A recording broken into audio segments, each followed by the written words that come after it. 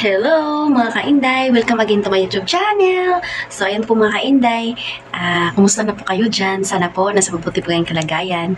So ayan po mga kainday, no, before ako mag-start, kung hindi pa kayo nakasubscribe, please subscribe mga kainday, hit na notification bell at piliin niyo ang all notifications para updated kayo kung may bago akong videos.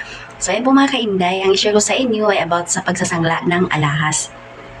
So ayun po mga kainday, no, yung alahas ko mga kainday, yung ring na inapres ko yung nakaraan mga kainday. So, itinitry ko talagang isangla talaga siya mga kainday para po malaman po natin mga kainday kung parehas ba talaga ang pagsangla ng alahas sa iba't ibang ahensya mga kainday tulad ng Cebuana, Villarica, at ano pa yung iba mga kainday. Pero yung akin mga kainday, sa Cebuana ko lang siya itinatanong mga kainday, pero iba't ibang branch po.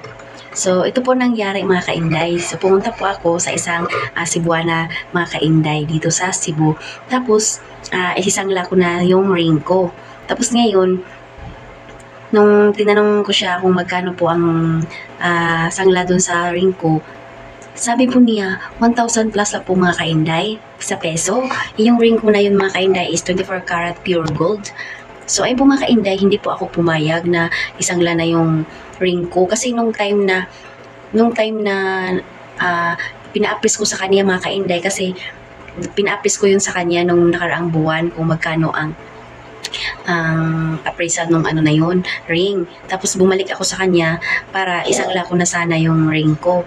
Pero ang nangyari mga kainday is ang laki ng diferensya po nung sinabi niya nung nakaraan. Sabi niya 4,000 plus daw mga kainday. Tapos ngayon isasangla ko na, sabi niya 1,000 plus lang daw mga kainday. So nangyari mga kainday, hindi ko po siya sinangla mga kainday. Ang ginawa ko po ay pumunta po ako sa ibang Cebuana na malapit lang din po mga kainday.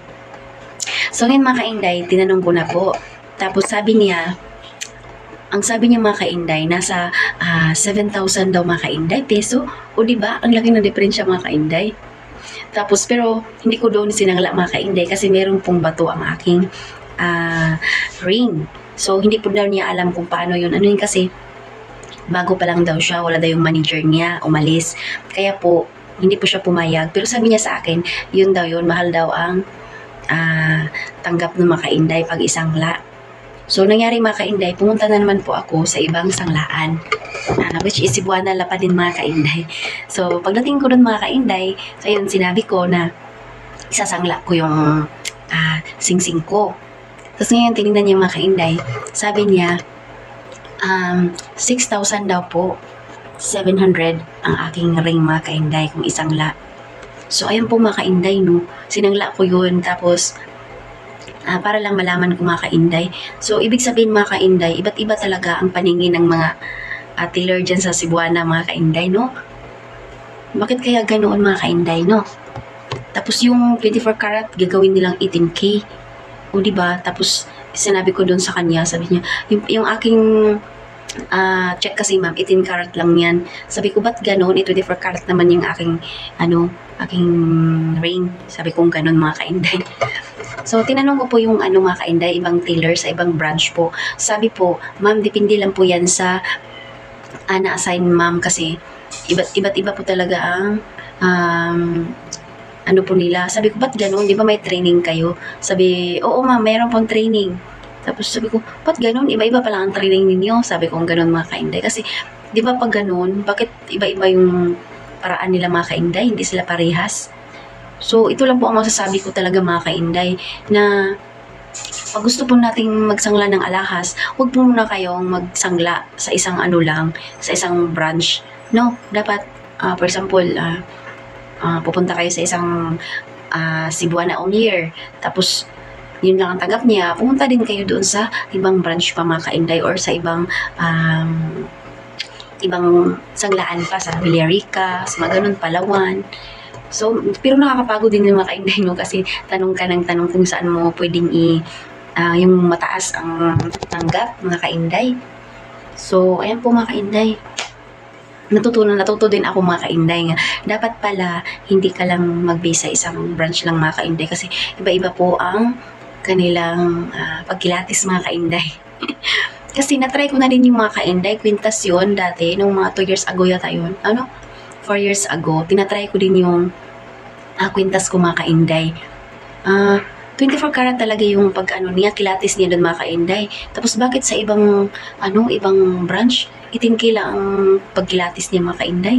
O diba? Tapos yung iba naman, grabe naman, yung tanggap niya sa sangla, sobrang liit tulad dun sa ring ko na sinabi ko sa inyo kanina, na 1,000 lang ang tanggap niya. Tapos nung nakaraan, pumunta ako sa kanya, sabi niya 4,000 plus. Tapos ngayon, bumalik ako, sabi niya 1,000 plus na lang. So, ayun po mga kainday, hindi po pare-parehas ang pagtanggap, mga kainday, kilatis nila mga kainday. Hindi ko alam kung bakit, di ba may training yan sila. So, bakit kaya ganun? Tapos, bawal din kasi magtanong sa kanila mga kainday kung magkano po ang appraisal, mga kainday, value. Bawal po yun. Kasi privacy yata nila yan. So, ayun po mga kainday, no? Kasi po dati, di ba nag-reseller po ako ng gold?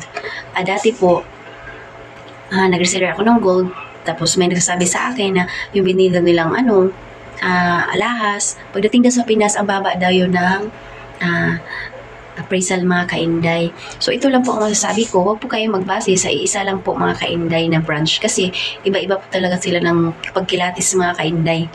No? Tulad yun sa akin, sabi niya 18K lang daw, 24K yung yung alahas ko. Pero dati din mga kainday, meron akong 24 karat na kwintas na tinry ko siyang i-appraise. 24 karat talaga ang kaniyang pagkilatis mga kainday. So, yung iba naman, hindi, 18K lang daw. So, iba't iba talaga mga kainday. Ba't ganun? So, ayan po mga kainday, no? Ito lang po ang ma-share ko sa inyo for today's video. So, sana po may natutunan kayo sa aking vlog mga kainday ngayong araw na to. So, thank you so much for watching. See you on my next vlog. Bye!